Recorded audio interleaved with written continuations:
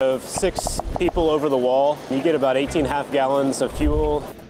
Fuel flows out of the fuel rig into my hose, then into the car.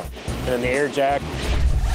When I plug that hose in, all that air pressure goes through the hose into the jacks, raise the car up. Change 4 tires.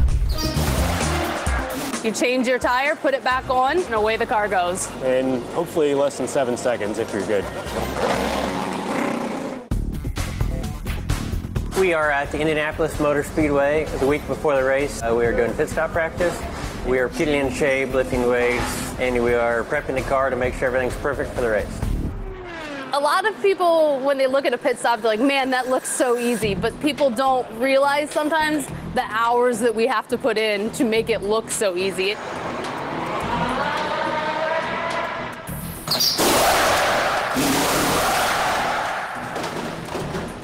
From the outside, a pit stop looks like chaos, but it's really very coordinated. We practice pit stops because consistency is key, right? It's really working on technique more than speed. There might be a way a guy wants to put the tire on 2-hand versus 1-hand. We'll work those kind of techniques in and try and get that done here so that when we go to the racetrack, we know what we're going to do. The only thing you got to control is making sure you're not moving too fast. So pick it up, pull back, square it up, don't pull forward too soon. On my first day of training, I admittedly wasn't very good. There was potential there, but I've improved significantly. It went from probably like a 7 or 8 second stop to cutting it in half to like a 4.5 second stop now. Okay, you're good. Just slow it down. You're trying to go too fast. It all seems slow motion. Slow is smooth and smooth is fast. So if you're consistent and you're just go through the motions and you don't make any mistakes, and you're going to be faster than somebody who goes out there and just rushes through the whole process. We practice every day. We do at least 5 stops each. Somebody goes back and forth with the car, and you just keep doing repetition and trying new things if you have an issue and work it out until you've got it perfected. My name is Jessica Mace, and I am the inside rear tire changer.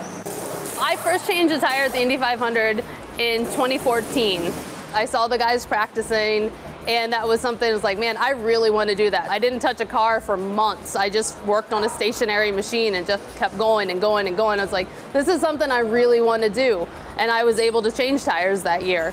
And ever since then, I've been part of numerous pit crews. To make a successful pit stop, I gauge it on nobody's dropping a nut, air jack goes up when it should, and everyone's done before fuel. If you finish before fuel, then you know you've had a successful pit stop.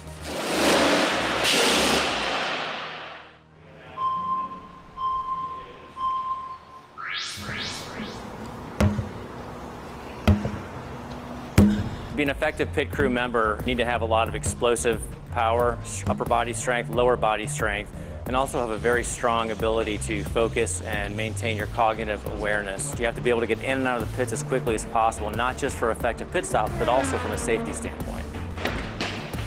Going to pit fit, like that's huge. You're doing these hand-eye coordination things that a lot of the other teams aren't doing. My name is Grant Ritchie. For pit stops, I do the inside front tire. So strong.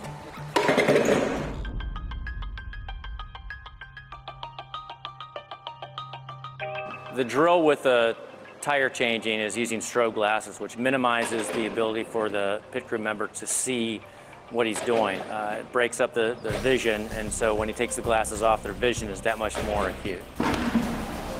The vector reaction ball drill is a visual recognition and decision-making drill where the athlete has to quickly respond to the color of the ball and then put it in the appropriate bucket.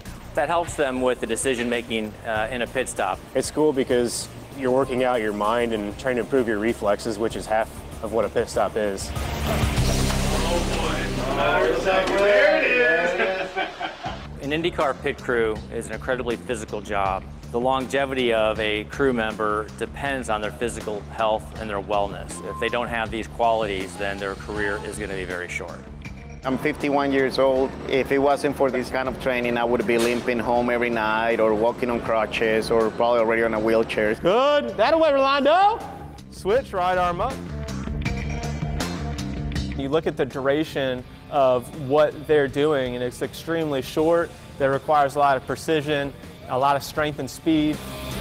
These guys that are walking 20,000 steps a day during a race weekend before they even get to the pit stops in a race situation.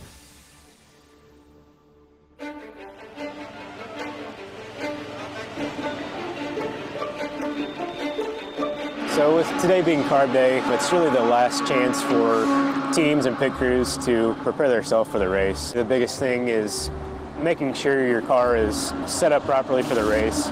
Is the car handling well through the corners, behind cars, in front of cars, passing cars? They make sure that everything is under its life, everything is crack checked. Most teams put a new, fresh engine for the race. I'd say the biggest differences between an IndyCar pit crew and a NASCAR pit crew. So in an IndyCar team, the guys changing the tires are also the ones building the car at the shop. When I strap into the race car and go into turn 1 at 230 miles an hour, you have full confidence that the car's built right. And then on his side, we got to trust him that he's going to come in the pit box safely and hopefully quickly, but mostly safely and not going to hit any of us. Fortunately, I have a great pit crew that hasn't made any mistakes this year yet. They obviously need to be on point with their pit stops, just like I need to be on point with my driving.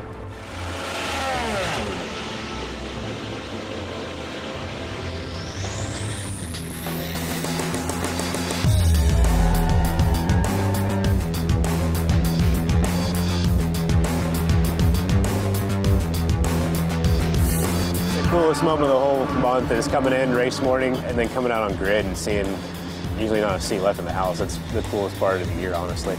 Drivers, start your engines!